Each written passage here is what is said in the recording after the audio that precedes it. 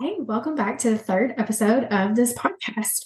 I am sitting down late at night. I'm actually normally in bed asleep already by now, but I got on a roll with this podcast after I sat down earlier in the week to record the very first episode, just get out of my own way and do it, and decided that I wanted to go ahead and get it done and get it out there. And really, the topic that I'm going to be talking about today is probably what pushed me to go ahead and want to get this out there, because it was like, I'm either going to make this happen at the beginning of this next week, or I'm going to have to wait until like after Thanksgiving.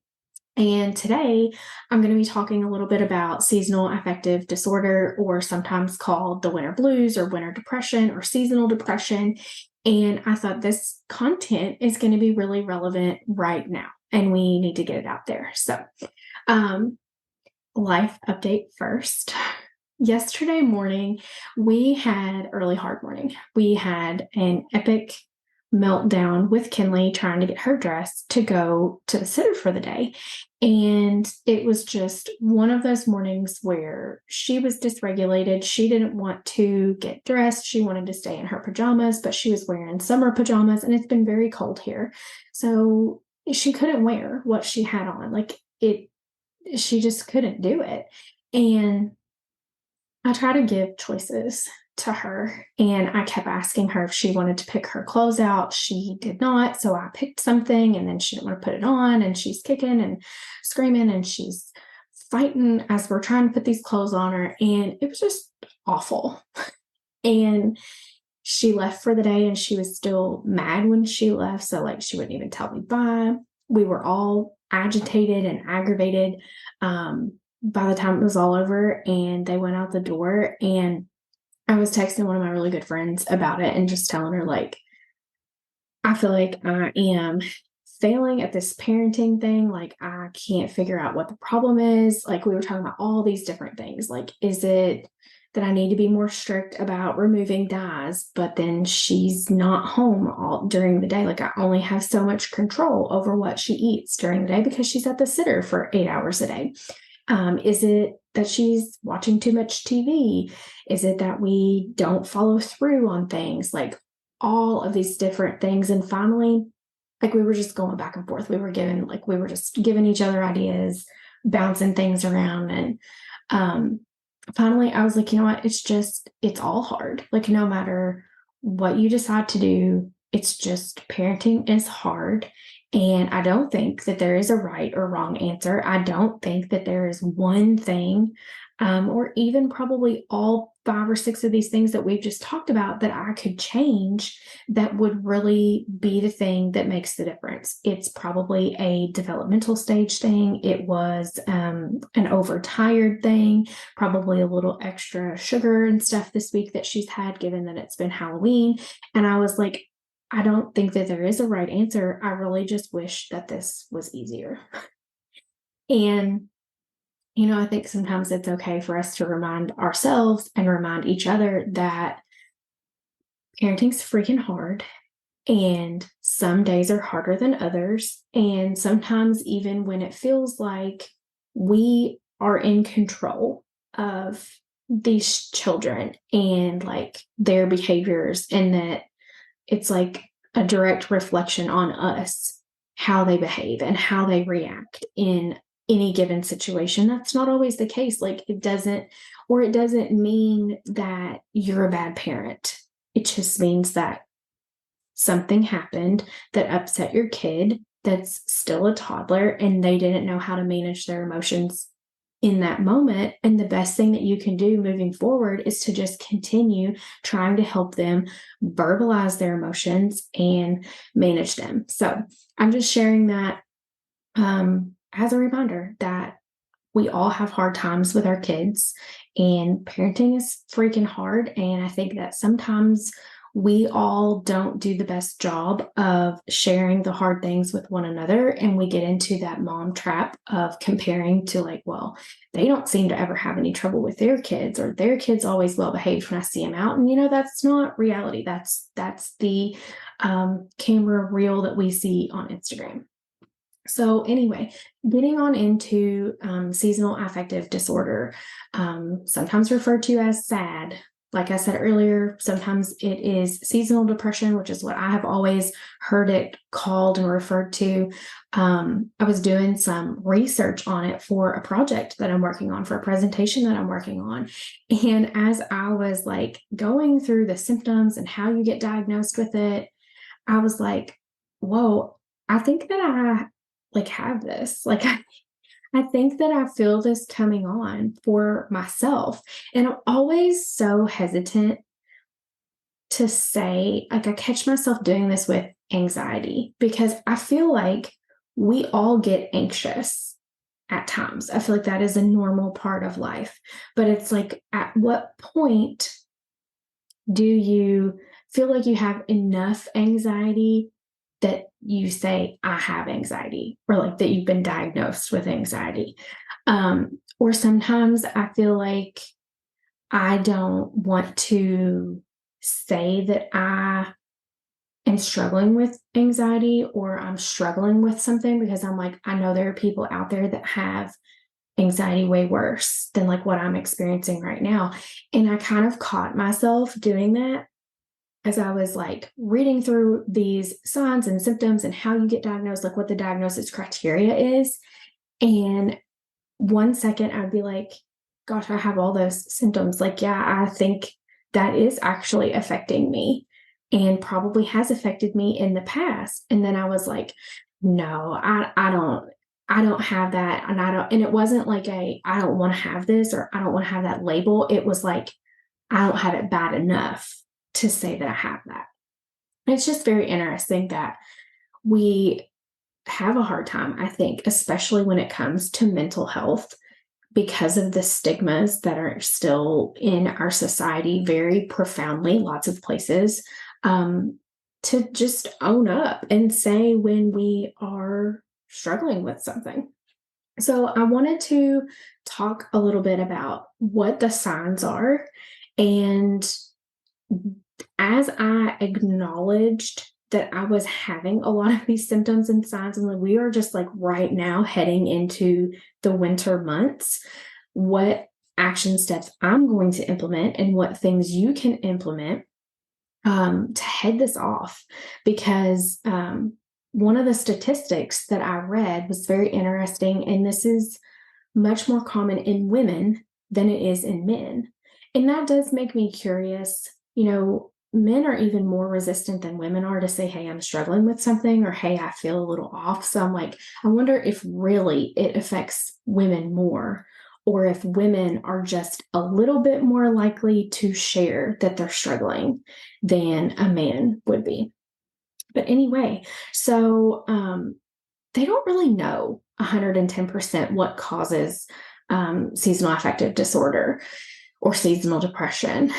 The thought is that it has to do with decreased light exposure, because obviously the days are a lot shorter in the winter and in the fall, and we get a lot less sunny days. It's typically kind of overcast and gloomy, and our body really needs sunlight and adequate light to regulate our circadian rhythm, and also to help our brain produce sufficient levels of serotonin, which is like one of our feel good, happy endorphins.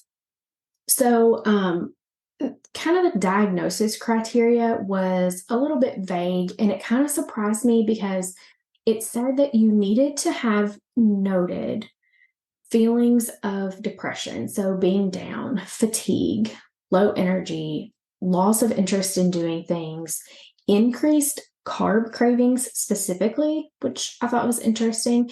And you needed to have like noted that that happened for 2 years in a row. And it kind of felt odd to me. I'm like, so we're supposed to struggle with this for 2 years and then seek help. And that's not what it was saying. And that's not what I'm telling you to do, obviously. But I just thought that was an interesting part of the diagnosis criteria. And I kind of get it. They need to know that this is like not like that helps them differentiate it, I guess, from regular depression. So anyway, the number one treatment for it is light therapy. And this is just trying to expose yourself to more light, specifically first thing in the morning when you wake up. And this plays right into what we talked about a little bit in the last episode about cortisol. One of the ways that we can help regulate our cortisol production is getting light exposure first thing in the morning, because it helps keep our circadian rhythm on track. And that can be really hard for people, especially people that work. And I know when I was still working on the floor as a nurse, I was working 12-hour shifts, and I would have to get up at like 4:30, commute to work. It was dark when I went into work, and it was dark when I came out of work. And I always hated that season for that reason. But I'm like, in those type of circumstances, how am I supposed to get more natural light? And how am I supposed to even get exposure to like artificial light? And I've talked through that with clients multiple times, because I have clients that work traditional jobs and they're going through that too. It's like, I go home in the dark, I come to work in the dark. How am I supposed to fit this into my schedule? And we get creative. In the summer, it's a little bit easier because the weather is nice outside, and you get breaks throughout the day. So at the end of your lunch or on your 15-minute breaks, you can go outside for a walk. But it is a little trickier in the winter. So I wanted to share all of this to really talk about the things that were my takeaways, that I was like, I'm going to start implementing these things right away, because there are multiple factors that go into this, like why I feel like I'm at risk for developing this, and even why I kind of feel like I already am developing it a little bit as we're coming into this fall and winter season. So, those of you that are watching on the YouTube channel can see that I'm in my office, and you can only see so much, but I have a very small office. This was actually a very large closet that we turned into my office, but there are no windows in here. And I'm in here for like 8 hours a day. And in the summertime, I get up, I get ready, and I go outside for a walk. But I hate the cold, so I do not do that as it starts to get chillier and becomes winter. Now, sometimes I'll go during the day, but that's still different from getting that morning light right off the bat. So I was brainstorming, like, what am I going to do to get myself some either natural light exposure throughout the day and get increased light, more so than just the overhead lights first thing in the morning, because part of the light therapy is that you need to be exposed to light that is brighter than just like your normal inside lights. Obviously, it can't be as bright as the sun, but that's what you're trying to simulate, because the receptors in our eyes can pick up on that, and it doesn't do the same for us as what sunlight would, but it helps. So there is a product called Happy Light that I have been eyeing for a long time that I'm going to be ordering. And my plan with that is to use it either in my bathroom in the morning when I'm getting ready, or maybe even bringing it in here to my office and leaving it on for like the first hour of my day. That's kind of what I read the recommendation was. I don't have it yet, so I have like some other really bright lights that I can use in the meantime, but that was one thing. The other thing was exercise, because when we exercise, it releases endorphins. And I had to do kind of a lot of thought around this about like what specifically I wanted to do for this type of exercise that I felt like would kind of boost me up and give me that endorphin release, because I have been doing a program throughout the summer, two of them actually, the Workout Witch, which is a somatic exercise program, which I'll probably do a podcast episode on at some point, because that's just fascinating and can be a whole episode in itself. And then the other thing that I've been doing is it's kind of like a pelvic floor. It's called ab rehab. And I felt like I had started it because, I've had 2 babies now and I don't really have any symptoms, but I feel like it's important for women to stay on top of their pelvic health from a young age, because I have taken care of many patients that have had bladder prolapses and vaginal prolapses. And um, it's not something that I want to have to deal with if I don't have to. So I want to ward that off. And we do plan to have another baby, and I would like for my pelvic floor health to be, in good shape for when that time comes. So I've been doing that, and I love both of those programs, but they're not like hardcore. Um, the ab rehab program is no joke. Like, I'm sore the next few days, but it's because I'm working those like deep ab muscles that I haven't really worked and trained before. But you don't like come to the end of the workout feeling like, wow, that was a great workout. That makes sense. So I thought back over like what my favorite types of exercise to do are, that like I really enjoy doing it. I look forward to doing it. And the 2 things that came to mind were running and cycling.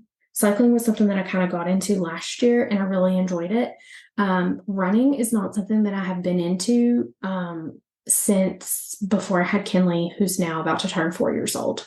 And I kind of stopped doing running because somebody told me that I needed to. And I'll get into that another time. Like, there are things, too much cardio can be a bad thing. Like, I teach that to my clients, but we do still need cardio for our cardiovascular health. And it's just something that I've been doing, walking and fast-paced walking, but no like running. And typically I don't like to run on a treadmill, but that's kind of, it's either, I have 2 options right now. If I want to run, I can do it on the treadmill, or I can go outside where it's cold and that hurts my lungs. And I don't enjoy that feeling.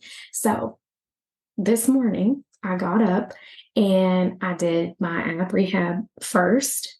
And then for 10 minutes, I was on the treadmill, and I, to be clear, did not run for those 10 minutes. I probably ran for like a minute and a half because that's where I'm at right now, and that's just fine. But I felt really energized at the end of it. And I was like, yes, this is a great way to start my day. I do feel energized by this, and I do feel like I can tell that I got the endorphins from it. Like, I was peppier and happier. I don't know if happier is the right word. But anyway, so those 2 things for sure I'm doing. Other than that, I'm just trying to get myself back into my normal healthy habits. Because to be honest with you, I've slacked over the last 3 weeks, and I couldn't really pinpoint why, but I just all of a sudden wasn't motivated to do anything really, and was like neglecting eating breakfast and not taking my supplements and not fixing myself mineral drinks. There were days that I probably didn't drink 16 ounces of water, and that's very unlike me, and absolutely not my clients would be ashamed of me if I told them that, because that's just not my normal. That's not how I operate. That's not my bare minimum. I have higher standards for myself than that. And when I really was thinking about it, I was like, what changed 3 weeks ago? Was it where I was at in my cycle? What was it? And we had a big weather shift about 3 weeks ago. It was very like gloomy and dreary and not very warm. And it was like one day we had summer, and then the next day we were in winter. It was like we didn't even get a fall. And the weather was just icky. And I have noticed in the past that I do feel more down in the winter. And part of that is totally normal. Because we are supposed to be more introverted and more reserved and more in a restful state in the winter months. But this has been a bit more extreme. And it's not extreme, but it's beyond what I feel like is normal. And I know that being I'm 2 years postpartum from my last baby. I'm a year out from stopping breastfeeding my last baby. So I know that there are still hormonal shifts going on in my body that also make me a little more predisposed to developing some depression. And I'm not saying that I feel like I'm depressed. I'm very like on top of those cues for myself and for others. And it comes from the work that I've done, my background, my nursing background.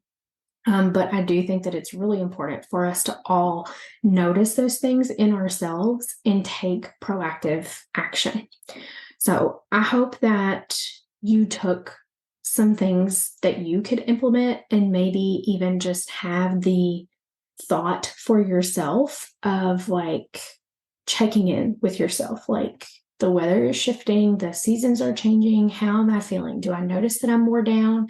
Is there something that I can implement into my normal day to day or my week that can help me to feel a little peppier and happier? And it was funny because right after I had been doing this research all day and working on this presentation, and it got towards the end of the day, and I was logging in to check my emails. And there's a lady, her name is Jackie. She's actually she's collaborating with me on something that is coming here in just a few weeks. A bundle. She's going to be providing a resource for free for you guys, and I'll definitely like let you know when you can sign up for that. But she had sent out an email. I'm on her email community list. And in the email, she was talking about how we can shift our thoughts. And it was like it went right along with the things I had been working through that day and the things that I had been thinking through that day. And I wanted to share this for our Mindset Minute to finish out this episode.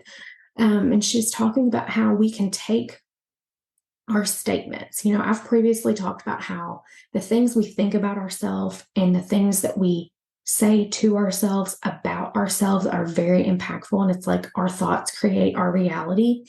And she was talking about how you can kind of reword what you're saying to be a more positive thought for your mind and your body and helping you to move past something. So I'm going to give an example because I think that's the best way to describe it to close us out. So if you were going to say, I'm anxious, instead of saying, I'm anxious, you would say, I'm feeling anxious right now.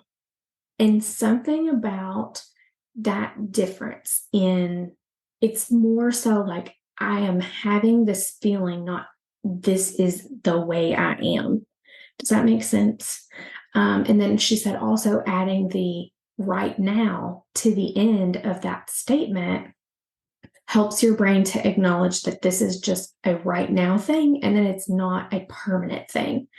And I thought that was really fascinating. And there are so many things that we can use that sort of shift or rewording for in our life. So I wanted to share that with you. I challenge you to do that this week while you catch yourself maybe having a negative thought about yourself or about the way you're thinking or feeling. Kind of try to shift that and see how you feel.